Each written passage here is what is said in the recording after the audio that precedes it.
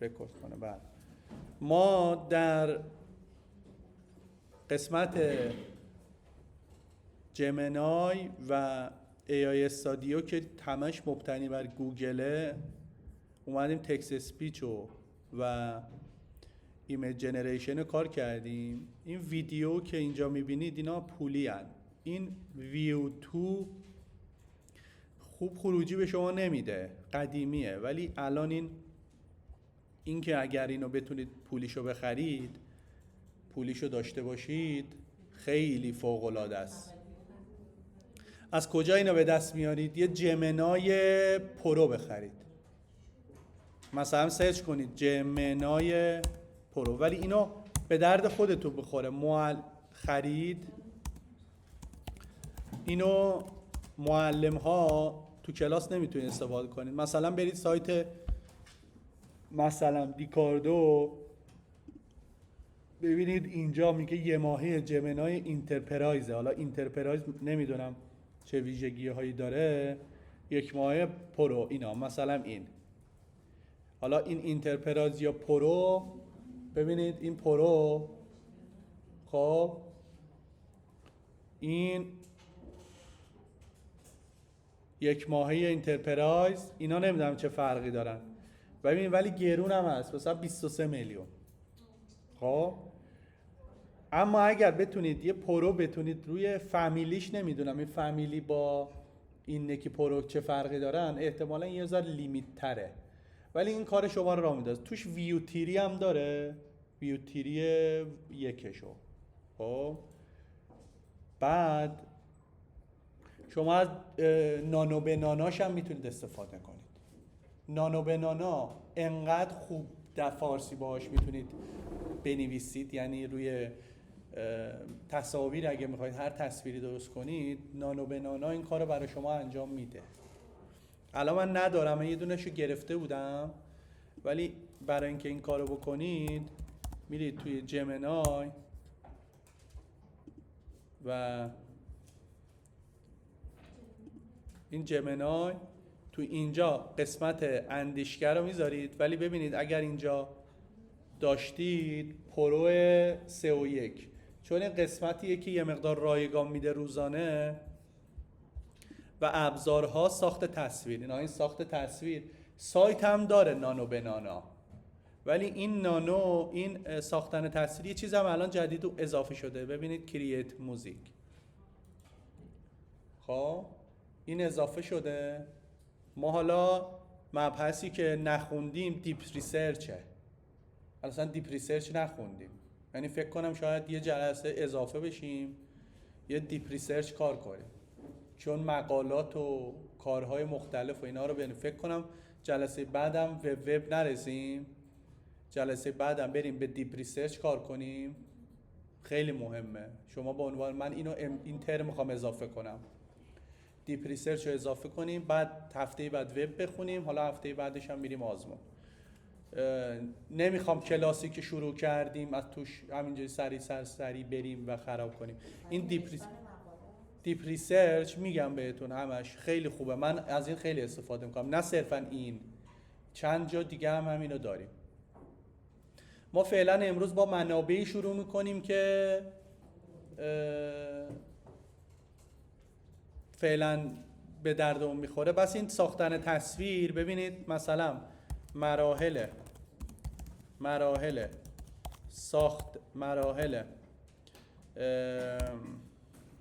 پخت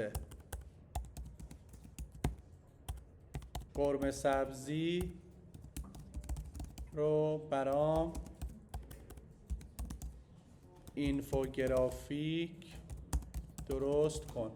من اینو میذارم رو اندیشگر، میذارم رو پرو بذارم فعلا یه ذره دارم برای امروز، این تموم میشه. ولی ببینید تصویر رو انتخاب کردم، اینم رو پرو گذاشتم و پرامپتش هم نوشتم. ببینیم چی درست میکنه برای ما. میخوام اون ببینید چقدر قویه. اگر اون مقدار اون کیفیت رو به ما بده، یه زحمت بکشید، اصلا کار نکنید با کامپیوتر، چون من فرصت میدم انجام میدید. آره با گوشی با کامپیوتر کار نکنید، خب ببینید، نگاه کنید، هیچ چیزی نداره. اگر بتونید نانو به نانا بخرید برای خودتون صرفاً انقدر فوق‌العاده. ببینید آماده سازی لوبیا اصلا چقدر کی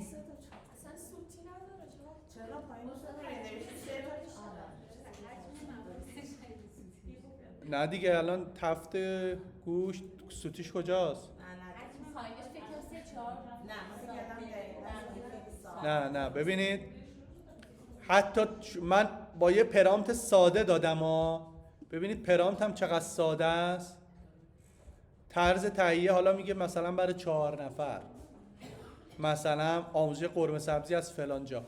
من پرامپتم خیلی ساده است، یعنی اگر شما پرامپت خیلی دقیق تری مثل پرامپت جیسون پرامپت بهش میدادید یک خروجی فوق‌العاده به شما میداد. حتی میگفتیم مثلا سبک آشپزخونه تو آشپزخونه ایرانی باشه، اینطوری باشه، اونطوری باشه، اون چیزی که خلا.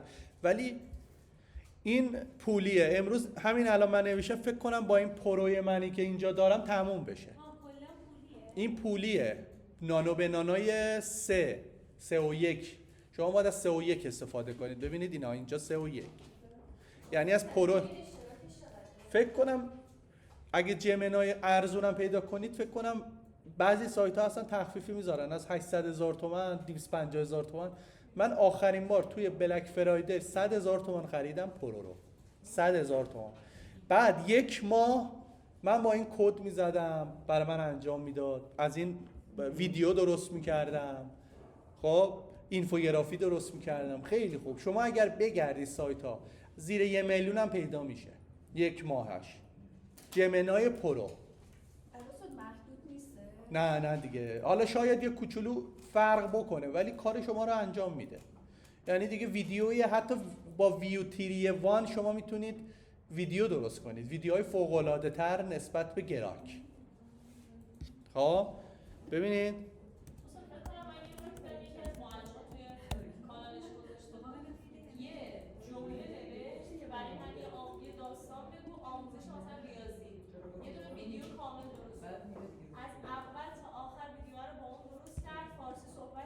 بله. خب الان شما با گراک کارتون انجام میشه، ولی آره این انجام میشه. ولی ببینید الان من یه نمونه میارم، سمپل زدم. ببینید حالا مثلا اینو فکر کنم مثلا با اینو با این درست کردم. Imagine being able to build an app with your name on it, just by thinking about it. Meet Base 40. Have you seen the new Google Veo 3.1? It's really great. Yes, I have. It was just released a few days ago. ویو ببینید چی درست کرده. It's amazing. What you just saw was a video generated by Veo. Veo 3.1 is Google's state-of-the-art model for generating high-fidelity videos. Today, we've selected 50 examples of Veo 3.1. Let's get started.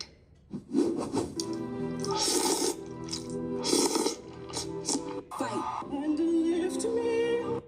Real. موزیک جوش تعریف میکنم. You know you're getting older when your kids start teaching you technology. My son tried to show me TikTok. I said, "Is this the app where I finally..."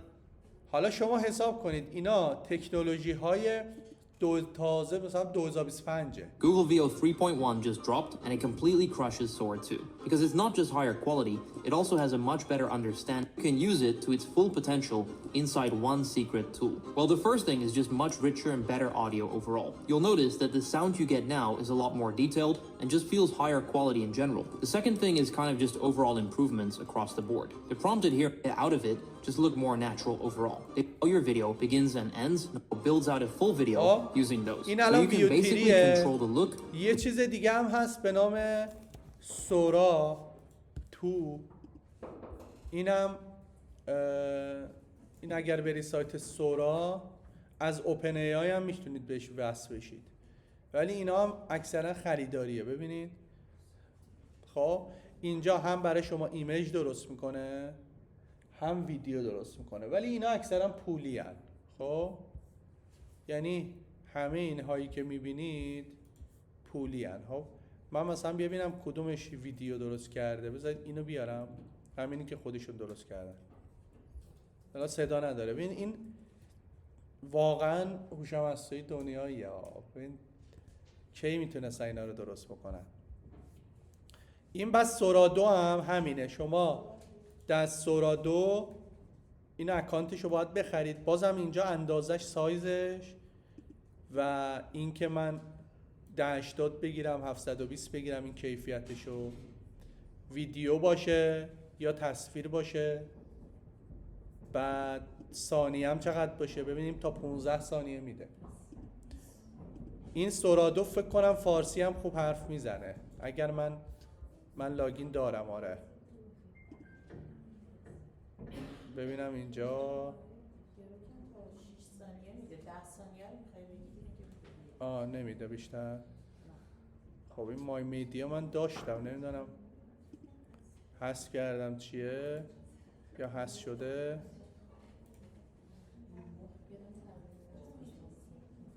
خب این پس این محتواهایی که شما میتونید بسازید. پس اگر به هر حال ویو تیری رو سورا 2 بخرید، ویو تیری رو هم با چی باید بخرید؟ با جمنای پرو.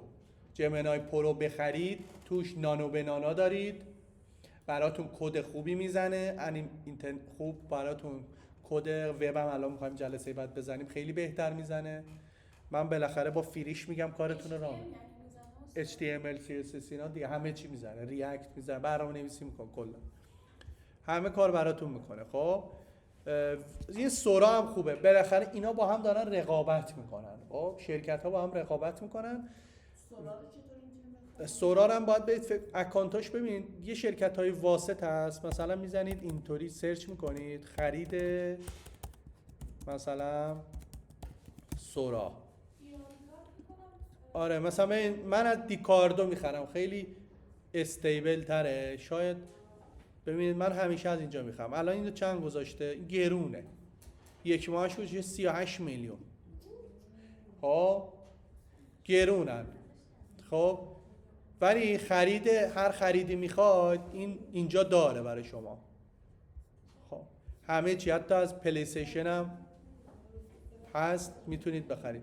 ولی اینجا کمکتون میکنه، میتونید ارزونتر، سایت های ارزونتر هم پیدا کنید. مثلا پارس پریمیوم ببینم چیکار میکنه. ببین واقعا ولی من اگر به جای شما باشم پول به اینا نمیدم، یه کاری میکنم، یه چیزی رو پول میدم. یا دو تا چیز رو پول بهش میدم. جمنای، چت جی پی تی که بتونم حتی اشتراکی یا مثلا اختصاصی که بتونم باهاش وایس کال برم، یعنی باهاش حرف بزنم. آره میدونید چرا؟ چون وقتی که تو ماشین تنهایی، وقتی که در خونه تنهایی و وقتی که داری یه مطالعه میکنی، این واقعا کمکته. من واقعا با این میشم مطالعه میکنم. بعد باش انگلیسی حرف بزن، زبان ما آذریا ترکی حرف بزن، باش هر چی که میخوای باش حرف بزن. همه لهجه ها رو باید کار میکنه. رایگانش خوب نیست. بعد اونایی هم که لیمیت میشه پولی بخرید. جی پی تی پولی، چت جی پی تی. ببینید الان مثلا ببینید چت جی پی تی، یه دونم جمنای پرو بخرید. اینا رو برای خودتون بخرید، برای اینکه به معلم آموزش بدید نه. خب به معلم ها همش رایگان باید بگید، چون همه پول نمیدن که. ببین چت جی پی تی پلاس چه فرقی داره؟ اگه نگفتم الان 350,000 تومان، واقعا پولی نیست. اگر اختصاصی ببینم چنده؟ این یک ماه پلاس جی پی فلان، این 3 نفر روی ایمیل شما 2500 بدون گارانتی 900. اینو ولش کنید، بدون گارانتی فاز نداره. یک ماه اختصاصی جی پی تی پلاس، چت جی پی تی پلاس. من نمیدونم اینا چه فرقی داره. آهان این روی اکانت شماست. این خوبه، 1.5. یه جیمیل یه اکانت دیگه میده، با اون لاگین میکنه. چون میخواد چیکار تو جیمیل شما باشه. 1.500 یه تومن هم. ولی این براتون همه کار میکنه. یعنی حتی ممکنه وصل بشه به سورا. بعد مهمتر از قسمت چت باتی که تموم نمیشه، خیلی براتون خوبه، همه کار براتون میکنه، یهو دیدید دارید چیز مینویسید، پرامپت جیسون پرام مینویسید، یهو قاطی میکنه، چون برای اینکه لیمیت شد از 5 میره تو 4 نمیفهمه که 5 چی بوده. خب اینا رو بتونید بگیرید. اگر بتونید مثلا گراک پولی هم بخرید باز خوبه. یعنی من شرکت هایی که واقعا پدر مادر دارن، بزرگن، قویان رو دارم میگم، گراک، جمنای، چت جی پی تی یا اوپن ای آی، این ستا رو بتونید بخرید. من واقعا باش کار راه انداختم. خب یعنی یهویی بار علمیتون رو رشد میدید. شما صرفاً نگاه نکنید که بگید که من فقط میخوام برم درس بدم. شما باید خودت هم یاد بگیری. خب شما به عنوان معلم باید بار علمیت بره بالا. بعد برای این کار نیاز به ابزار داری که از نفرات دیگه سریعتر بشی. یعنی یه نفر تو بلد ریسرچ کنی، یکی بلد نیست ریسرچ کنه یا دیپ سرچ کنه، میره تو کتابخونه 10 تا کتاب پیدا میکنه یا گوگل میکنه. گوگل هم الان دیگه جواب نمیده که، الان دیگه چت بات میاد جواب میده. خب این از این موضوعات گفتم، اینا رو هم حتما داشته باشید برای چیز دیپ سرچ هم. بس به من خانم ابراهیمی زمندیس برای دیپ سرچ و ریسرچ و اینا رو سه شنبه یادم بنداز که اونا رو کار کنیم روی هم جمنای، هم گراک، هم توی ای آی استودیو، نه نوتبوک علم، همه اینا رو به من بگید که من همه این جوانب با ریسرچ و دیپ سرچ هاشو بگم. یه جلسه هم با دیپ سرچ ریسرچ بریم. خب ما امروز میریم سمت چی؟ نوتبوک علم. نوتبوک علم. لوکال هم میگم، عجله نکنید، ما تایم داریم، تا عیدم شده من درس میدم، نگران نباشید. خب نوتبوک علم، ما کلاسمون قرار خروجی داشته باشه دیگه. الان رفتید یه جا، یه نفر گفت آقا من ریسرچ میخوام، نمیدونی. خب ریسرچ به دردمون میخوره، باهاش محتوا درست کنید. نوتبوک علم که برید حتما یادتون باشه گفتم با جیمیل لاگین کرده باشید که مشکلی نداشته باشید. نوتبوک علم یالا قبلش توی جیمیلتون یه چیز داره، قسمت، بذارید بیارم ببینم تنظیماتش کجاست. اینجا اگر پیدا کنم، جیمیل اکانت اینجا ببینید. قبل از اینکه برید نوتبوک علم، این تو قسمت جیمیلتون اینجا لنگویج بزنید، لنگویج، یا اگه فارسی کردم احتمالا زبان میاره. خب زبان ببینم اینه، بله اینجاست. اگر انگلیسیه اینجا لنگویج بزنید، اگر فارسیه که فارسیه. اینو فارسی کنید، زبان برگزید، چون نوتبوک علم تو اینا حتما نکته سا. رفتید به یه کلاسی، یه نفر گفت خروجی های من داره انگلیسی میده، به خاطر اینه که جیمیلش فارسی نیست. اگر فارسی کردی و ذخیره کردی، کلا بیا بیرون و اومدی بیرون، یک بار دیگه بری اون جیمیلت، اون قسمت تنظیمات فارسی میشه. خب الان این اتفاق اگر بیفته برای شما، وقتی که برید توی نوتبوک علم یه صفحه چنین باز میشه، اینجا انگلیسیه ولی وقتی که کلیک میکنی این بالاها فارسیه. ببینید الان فارسیه، میبینید؟ اگر به هر حال باز فارسی نبود، ببینید قرار شد گوش کنید، بعد من آخه نمیشه انجام بدید، من میام بالا سرتون میگم. نوت بردارید؟ نه نوت بردارید، چون ببینید من برمیگردم میبینم که بالا نگاه نمیکنه، بعد میگم ببینید، انجام ندید. خواهشاً نوت بردارید، این کاری نداره به خدا، اصلا خیلی ساده است این جلسه. اگر به هر حال اومدید اینجا فارسی نبود، انگلیسی بود و باید به نوتبوک علم بگی زبون خروجی ها چیه. زبون خروجی یعنی چی؟ یعنی بهش بگی برای من محتوای فارسی بده. اگه نبود میای اینجا تنظیمات داره، ببینید تنظیمات، اینجا زبان برونداد یا اوتپوت لنگویج داره در انگلیسی باشه، اینو بزنید اینجا باید فارسی رو انتخاب کنید.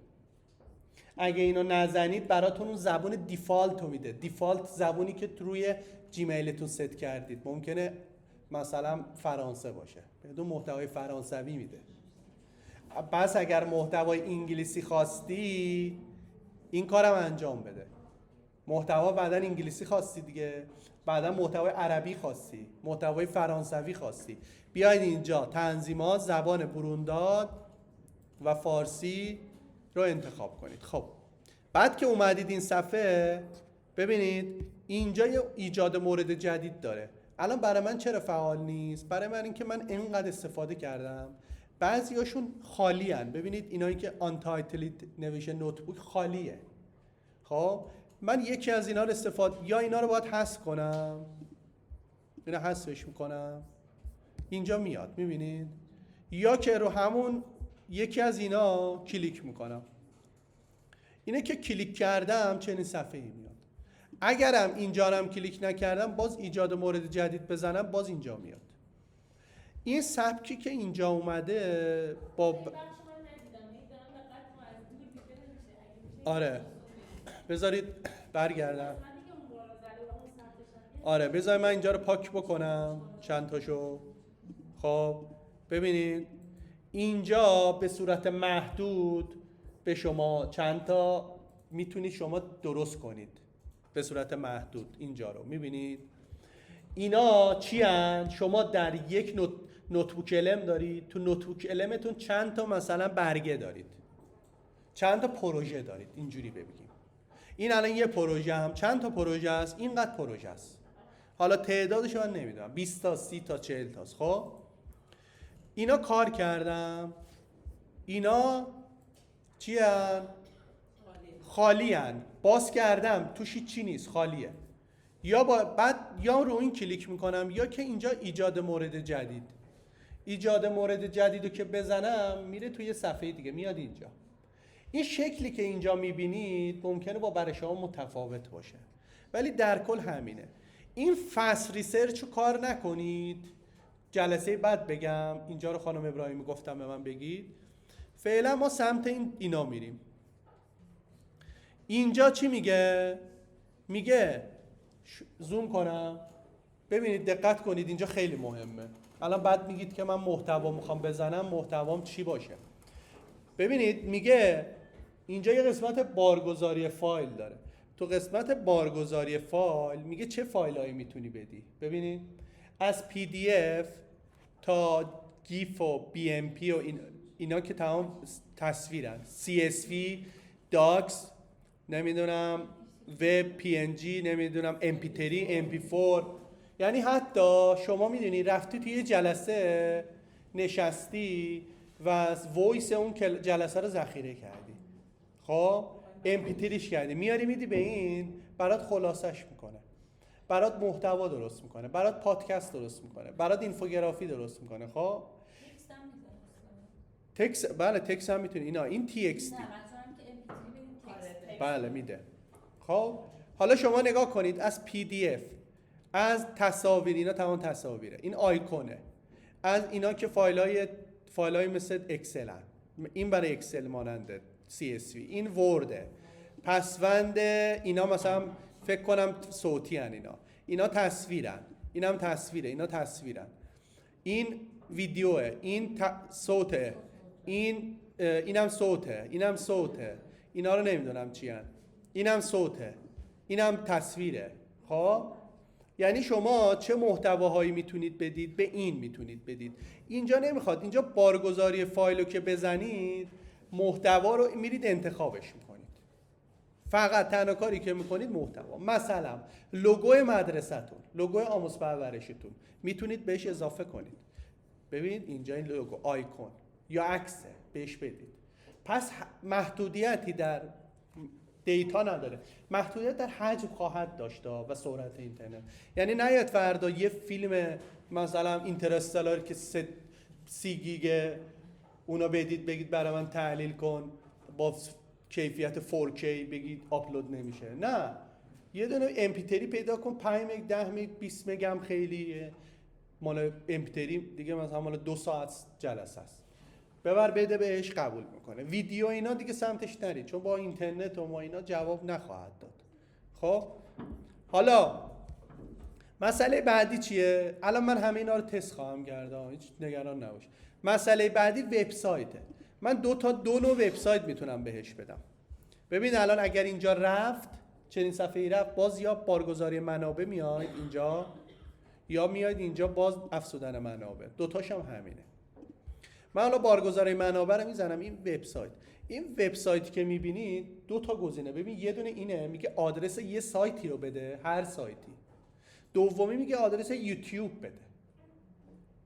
یوتیوب ممکنه فیلم یوتیوب داشته باش. ببینید Google Veo 3.1 just الان من dropped and میرم it completely crushes Sora 2 توی یوتیوب because it's خود not just من. خب مثلا اینجا یه محتوایی میخوام بدم به دانش آموزا در رابطه با چیه؟ میلیاردها مثلا شهاب سنگ. من اینجا چیکارش میکنم؟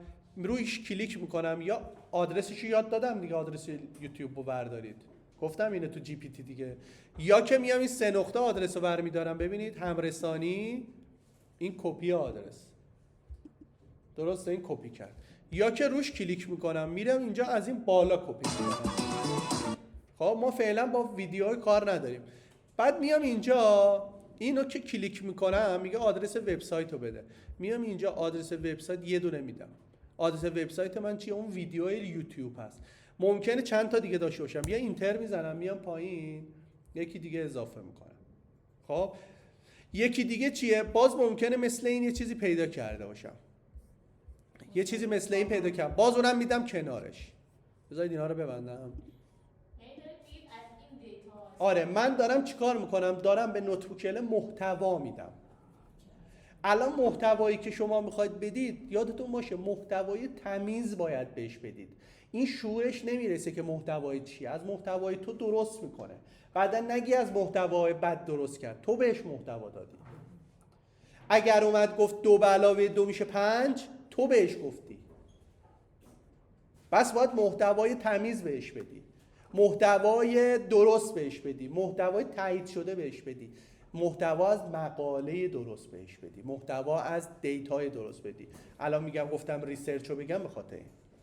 خب این وبسایت ببینید وقتی که من اینو میزنم درج چه اتفاقی میفته براش؟ متن اینو برای من میاره. نه صرفا متن این، میتونم از این با سوالای مختلف بیارم. ببینید این متن بررسی بازی ویدیویی به نام فلانه که در آن مراحل تکامل کیهانی را از یک شهاب سنگ. خب من الان نمیخوام فعلا درست کنم چون میترسم توکنم تموم شه، فقط توضیح میدم.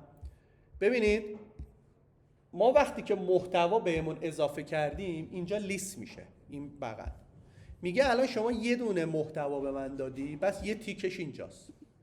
الان اگر من برم من نمیدونم اینا چی انا مثلا همین، اصلا ربطی به هم شاید ندارن، باز همرسانی کپی لینکش رو برمیدارم اینم بهش میدم میذارم کجا؟ باز با افزودن منابع. این یوتیوب اینجا نمیشه وبسایت، اینو باز بهش میدم پیست میکنم و درج، باز این میاد اینجا میشینه. ببینید آپارات قبول نمیکنه یوتیوب. خب یا نه میگم که مثلا شهاب سنگ یه سایتی فرادرس رو میارم، فرادرس این بالا آدرسش نیست مگه؟ ببینید اینجا من کپی میکنم، اینو کپی میکنم میارم میدم، باز اینجا نوشته افزودن منابع، روش میزنم میگه وب، میگم بفرما، اینو کپیش میکنم اینم درج رو میزنم و چی میشه؟ باز اینم اومد اینجا. ببینید من حالا چند تا منبع دارم؟ 3 تا، 2 تاش ویدیوه یکیش سایته. ببین حتی سایت هم میخونه، فایل کتابشو پی دی اف، ولی یادتون باشه بتونه بخونه پی دی اف رو. آره ولی تکست بدید، بهترین کار تکسته. من میگم تکست بدید. تکس تمیزتره دیگه، بهتر میتونه بخونه. ببینید الان من بگم با اینا درست کن یا با اینا درست کن، تیکاشو برمیدارم یا میزنم یا میگم کلش. حالا چون شهاب سنگ بود، من دیگه این حالت جنگ بی پایان رو حذفش میکنم از این بغل که بدونیم چی داریم. خب پس من شهاب سنگ 2 تا منبع گذاشتم. یه زمانی تکسم میخوام بهش بدم. این دفعه پی دی اف و ام پی 3 رو شما بهش بدید. بعداً شما برید مثلا از کلاسی کلاسی رو ضبط کنید، ام پی 3 ویو ندید. ویو حجمش بالاست. حجم ام پی 3 یعنی فشرده. ویو ندید، ام پی 3. میگید آقا من اینم مثلا میخوام بذارید عکسم بهش بدم. یه عکسم بدم. خب هم یه عکسی که بهتر باشه، همون عکس بالایی. میگم آقا این عکسه من اینم بدم، سیو از، بذارم دسکتاپم، داریم منبع بهش میدیم. یه دونم تکست برمیدارم برم یه سایت دیگه، مثلا از سایت ویکی‌پدیا میرم اینجا، اینو برمیدارم، اینم کپی میکنم میارم تو نوتبوک. میگه افزودن منابع. میگیم این این دفعه وبسایت 2 تا دادم، حالا نوشتار میخوام. این نوشتار رو کپی میکنم اینجا، اینم درج میزنم، اینم میاد اینجا. ببینید خب الان من اینو دارم. یه عکسم داشتم دیگه، بس اینو میزنم بارگذاری فایل میرم. این دفعه یه تصویرم بهش میدم، تو دسکتاپم بود، اینه رفت دسکتاپم، فکر کنم این بود، پیداش کنم کجا رفت، سیو از، رفت تو دانلود، میذارم تو دسکتاپ گمش نکنم. میرم دسکتاپ، نوتبوک من، بارگذاری فایل، دسکتاپ، اینها، این تصویرم بهش میدم. میگم از این تصویرم استفاده کن. خب الان باید تصویرم هم اینا، ببین تصویرم آورد گذاشت اینجا. حالا ببین من چند تا منابع دادم، الان هر چی شما بگی من دادم، به جز اون ام پی 3 و پی دی اف و اینا دیگه، اونا رو شما بده. اینا تصویر منتظر میشم بفهمه. این تا بفهمه میفهمه، بعد این تیک همگانی رو میزنم، انتخاب همه منابع. میتونم آیکون آموز پرورش هم بذارم. ببینید آموزش و پرورش شهر قدس، اگر داشته باشه.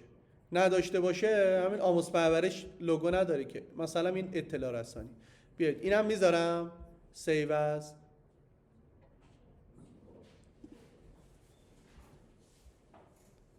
اینم دسکتاپ.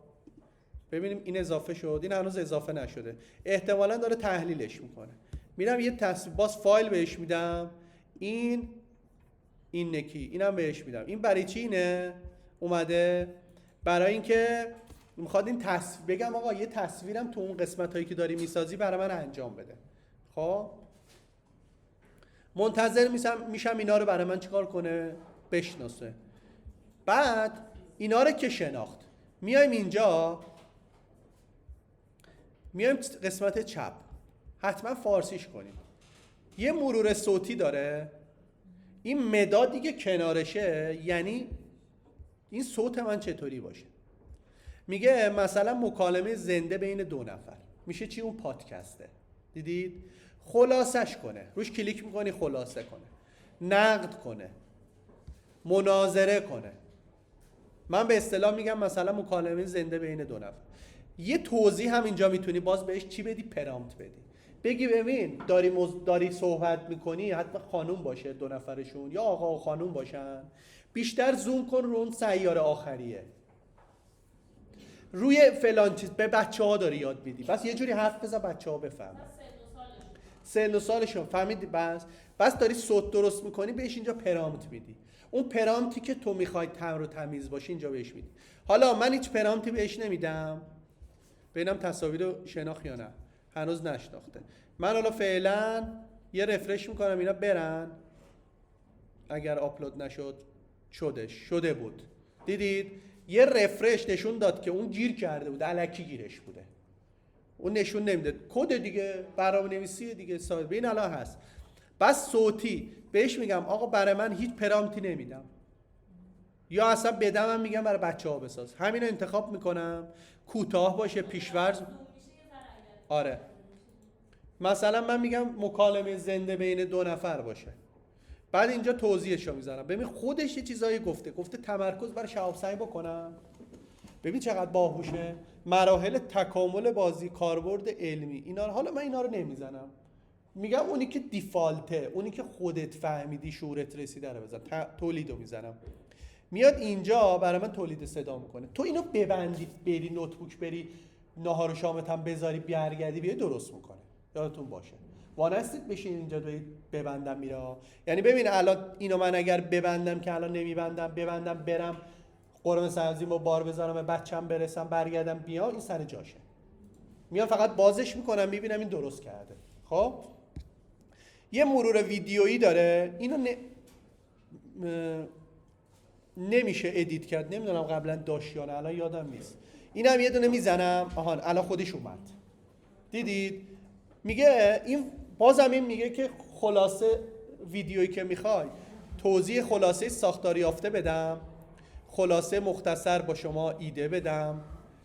بعد سبکم داره، ببینید سبکای سفارشی، میگه مثلا اینجوری بدم، اینجوری درست کنم، اینجوری رنگات ها کیفیت، میگه گرافیکشو داره بهت میگه. ببینید گرافیکشو مثلا آها اینجا میچرخ، ببین از اینجا مثلا من بگم چاپ سبک قدیم، مثلا کار دستی کاغذی بهم ویدیو رو بده.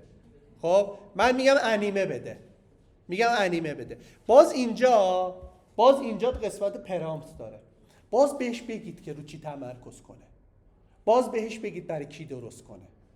خب مثلا من میگم این ویدیو رو برای دانش آموزان ابتدایی درست کن، ساده.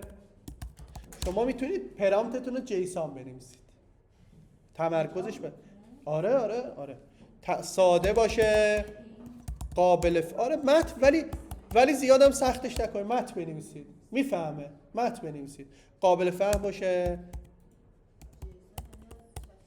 آره بگید من یه ویدیو دارم اینجوری میخوام در رابطه با شهاب سنگه، اینو برای یا اصلا نمیخواد همین توضیح بنویسید، دانش آموزان ابتدایی باشه، همین دیگه. من این داستان سفر و اینا رو میتونید اضافه کنید. حالا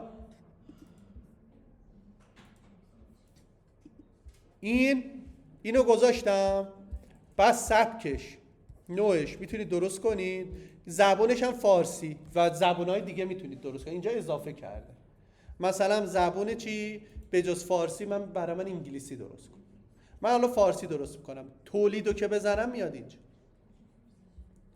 خب یه موضوع دیگه میتونم برام بگم این چیزا رو، اینو تازه اضافه کرده، جدول داده، بازم اینجا پرامپت داره برای من به صورت جدول. بگم برای من چی درست کن، این اینفوگرافیکه، اطلاعات نگاش رو ببینید، اینفوگرافی. باز برای من بگم افقی، عمودی، مربع با توضیحش، مفصل باشه، مختصر باشه، استاندارد. من میگم استاندارد و چیزی که خودت میخوای. بازم این تولید. یه دونه مجموعه اسلاید داره، باز اینم رو مداد کلیک کنم میگه تفصیلی بگه یا ارائه دهنده، باز میگم اونی که خودت میخوای، من دیگه توضیح نمیدم، شما انجام بدید. یه دونم فلش کارت داره، دانش آموزا میتونید یاد بدید برن درس بخونن، دانش دبیرستانی. شما مگه فیزیک نمیخوای بخونی، بیا اینم فلش کارتت. بازم فلش کارتم تنظیمات داره میزنم، یه دونم آزمون داره اینم میزنم، یه دونم گزارش داره، این گزارشی دیگه خودتون بزنید. الان ببینید جدول برای ما درست کرد، ببینید این جدول خلاصه کل اون شهاب سنگ آهنی، شهاب سنگ سنگی، نمیدونم شهاب سنگ سنگیه، نمیدونم چی، آره آورد و ویژگی ها، اینا رو برای ما توضیح داد. خب ببینیم چیزی ساخت اضافه، ببینید این الان داره میسازه. نه رو چیز میاد توی فلش، توی این اطلاعات نگاش و مجموعه اسلاید براتون میاره. باید بهش بگید نموداری بیار به صورت اینفوگرافیک، مثلا بچگونه درست کن فلان. من ننوشتم، حالا آره پاورپوینت مانند. بله اصلا هر زبونی بدید درست میکنه. خب اینجا رو ببینید، هنوز تا ویدیو نیومده. توجه کنید. ببینید فلش کارتشو ببینید. این فلش کارت آموزشش، یعنی این میتونه بچه‌های دیگه یاد بدید، به اولیا یاد بدید که با بچه‌شون کار کنن، برن محتوا درست کنن و بخونن. این ببینید برای خوندن دیگه فلش کارت، درسته؟ یه دونه هم آزمون بود، ببینید اینم آزمون. شهاب سنگ من که نمیدونم جوابش چیه، میگه جوابش اینه. بله؟ خروجی آزمونش فکر کنم چیز میده. نه اینو فقط خروجی آزمون به شما نمیده اینطوری. خروجی آزمون فقط میتونه بیاد از این استفاده کنه. نداده، من به ما خروجی نمیده. بذارید ببینم چی میده اینجا. نه نمیده، مگر اینکه ببرید با یه چیز دیگه درست. خب اینو درست کرد. ببینید اول از که توجه بفرمایید، آزمون رو ببینید. من گفتم بس آزمونی که شما دارید کار میکنید خودش میگه جوابش کدومه و توضیح هم میده. این برای درس خوندن خوبه. حالا اینفوگرافیک رو نگفتم برای بچه ها، نه ببینید اینفوگرافیکی که درست کرد.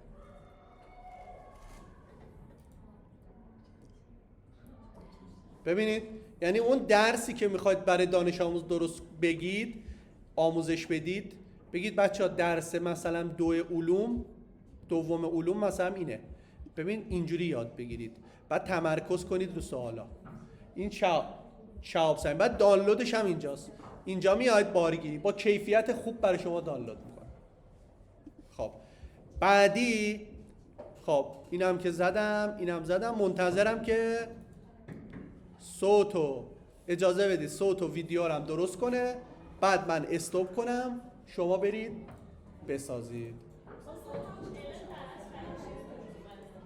نوتبوک آره چند کار همه ویدیو و صوت و پادکست و اینا رو درست کنه دیگه. خب ببینید من بیام بیرون، همکارا توجه کنید، من میام بیرون کلن، ببینید اومدم، ولی اگر برم داخل سر جاشه، ببینید داره میسازه. پس اگر محتوای تمیز بهش بدید خواهشاً. شما اصلاً تمرکز، الان این شهاب سنگ رو برید از یه جای دیگه، یه نفری که نوشته آقا اصلا خدا وجود نداره اونو بهش بدی، اونم درست میکنه دیگه. نعوذ بالله خدا وجود نداره، اونم برات درست میکنه.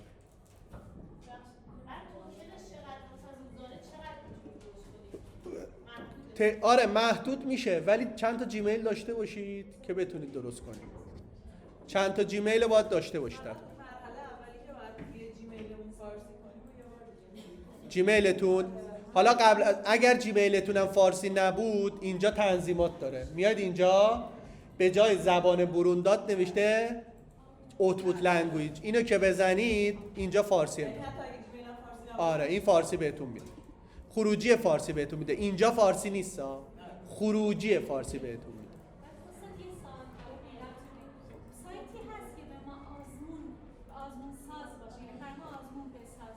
من کار نکردم.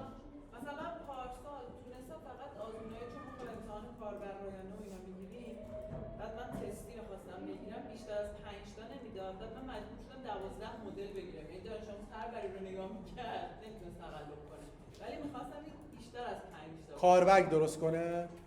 با وب بهتون میگم، با وب بهتون میگم کاربر درست کنید، بازی درست کنید، این ویدیو صوت‌ها رو بذارید تو وب، همه اینا رو سایت درست کنید، هر چی اصلا کاربری درست کنید، همون کاربری خروجی بیاد، مثل این که ببرید خوشگل بدید دانش آموز دانلود کنه. همین چیزو بهتون میگم.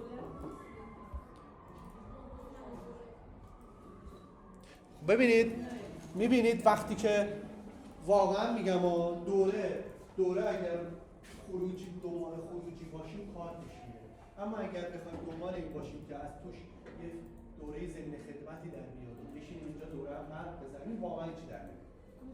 واقعا وقت تلف کردنه. بشینیم خونه در دیوار رو نگاه کنیم بهتر از این. یه چیزی هم چون سرچشمه رو خودتون مشخص کنید، چه تو دانشگاه چه هر جایی خودشون یه سری چیزا رو میگن که به درد ما نمیخوره. آره. الان چون مرتبط با شغل و مرتبط با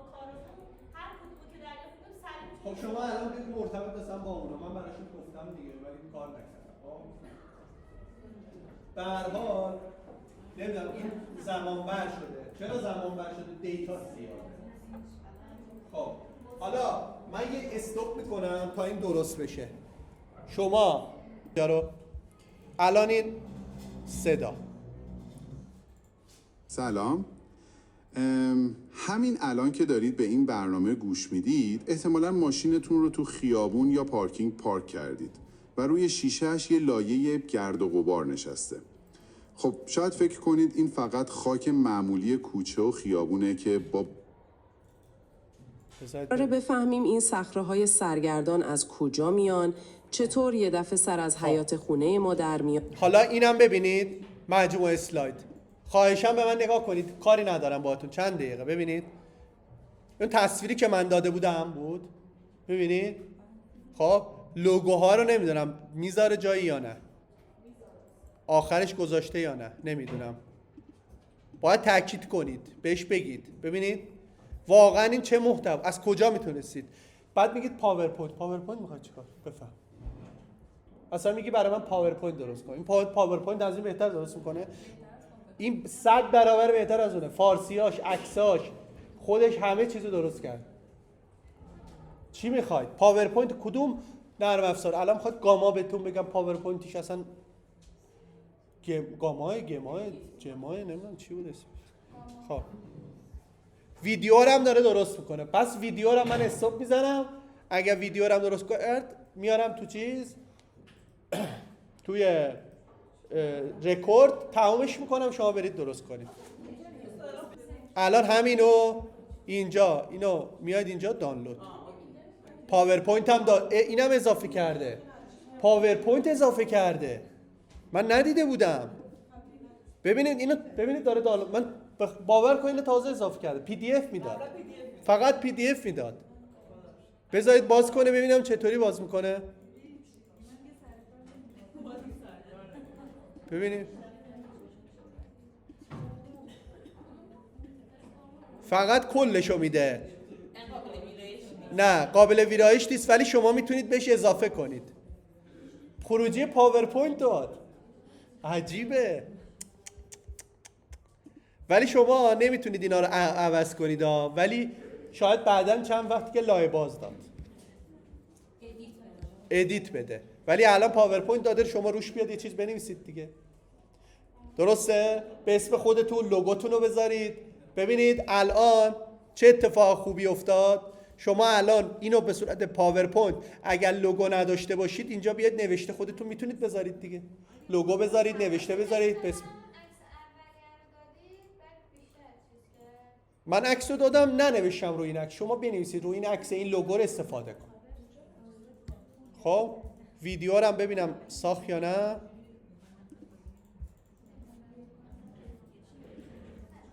خب ویدیو رو هم ساخت. ببینید ویدیو رو گفته بودم انیمه بده دیگه. ببینید. سلام به همه بچه‌های کنجکاو. امروز می‌خوایم داستان یه سنگ فضایی رو دنبال کنیم. اینم دانلود میشه و این از اینجا میاد اینجا دانلود میزنه ویدیوتون رو بهتون میده که یه سفر فوق‌العاده طولانی و هیجان انگیز داشته. فکرشو بکنید یه سنگ کوچولو که از اون دورا اومده تا به دست ما برسه. آماده این که باهاش همراه بشیم؟ بزن بریم. تا حالا شده شب آسمان نگاه کنین و یه ستاره دنبال دار ببینین؟ همون حتای نورانی که خیلی سریع رد میشن. آدم دوست داره آرزو کنه نه؟ خب چی میشه اگه بهتون بگم ببینم چی ساخته؟ این یه تیکه از فضاست که یه داستان باور نکردنی برای تعریف کردن داره. این برای